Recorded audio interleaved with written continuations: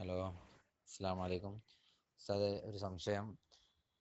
ഈ റമദാൻ ഷരീഫിൽ റമദാനിലെ ആദ്യത്തിൽ തന്നെ ഒന്നാമത്തെ ദിവസം തന്നെ 30 ദിവസത്തെയും നോമ്പ് നോൽക്കാൻ വേണ്ടി കരുതി എന്ന് പറഞ്ഞാൽ മാലിക്കി മദ്ഹബ് പ്രകാരം അവന് 30 ദിവസത്തെയും നോമ്പ് ലഭിക്കും. ഏതെങ്കിലും ഒരു ദിവസമൊക്കെ നോമ്പ് നിയ്യത്ത് വെക്കാൻ മറന്നുപോയാൽ അങ്ങനെ ആ നിയ്യത്ത് കൊണ്ട് അന്നത്തെ ദിവസത്തെ നോമ്പ് പരിഹരിക്കപ്പെടും എന്നൊക്കെ പറയുന്നത് കേട്ടു. ഒരു വിശദമായ വിവരം നൽകിയാൽ ഉപകാരപ്രദമായിരുന്നു.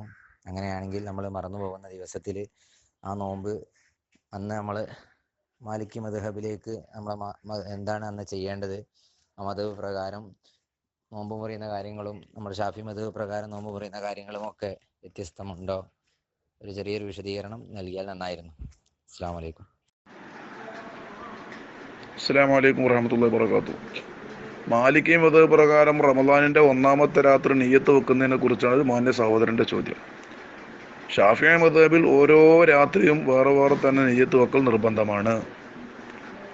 മാലിക്കി മദ്ഹബ് പ്രകാരം ഒന്നാമത്തെ രാത്രി മുഴുവൻ ദിവസങ്ങൾക്കുമുള്ള നോമ്പിന്റെ നിയ്യത്ത് വെച്ചാലും അത് സ്വഹീഹാകുന്നതും മുഴുവൻ ദിവസങ്ങളിലെ നോമ്പ് ലഭിക്കുന്നതുമാണ്.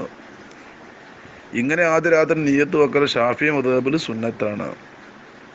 വല്ല കാരണവശാലും ഒരാൾ രാത്രി നിയ്യത്ത് വെക്കാൻ മറന്നുപോയാൽ മാലിക്കി മദ്ഹബിനെ തഖ്ലീദ് ചെയ്തുകൊണ്ട് ആ ദിവസത്തെ നോൽമ്പ് ലഭിക്കാൻ ഒന്നാമത്തെ രാത്രി ഇങ്ങനെ നിയ്യത്ത് വെക്കൽ സഹായകമാണ്.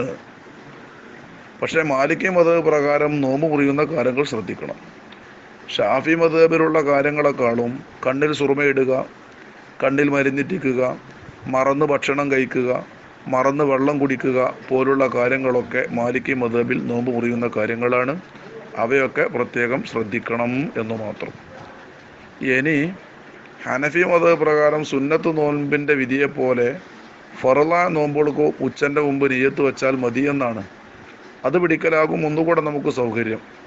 വല്ല രാത്രിയും റമദാൻ്റെ നോമ്പ് മറന്നുപോയാൽ ആ പകലിൽ ഉച്ചയുടെ മുമ്പ് ഞാൻ ഈ ദിവസത്തിലെ ഫർളായ അതായ റമദാനിലെ നോൽമ്പ് നോൽക്കാൻ നിയ്യത്ത് ചെയ്തു കരുതി എന്ന് വെച്ചാൽ ആ ദിവസത്തെ നോൽമ്പ് ഹനഫി മദ്ഹബ് പ്രകാരം ലഭിക്കും. അപ്പോൾ ഹനഫി ഇമാമിനെ ഞാൻ അനുകരിക്കുന്നു എന്ന തഖ്ലീദിൻ്റെ നിയ്യത്ത്, ആ ഒരു കരുത്ത് അവിടെ വേണം എന്ന് സാരം.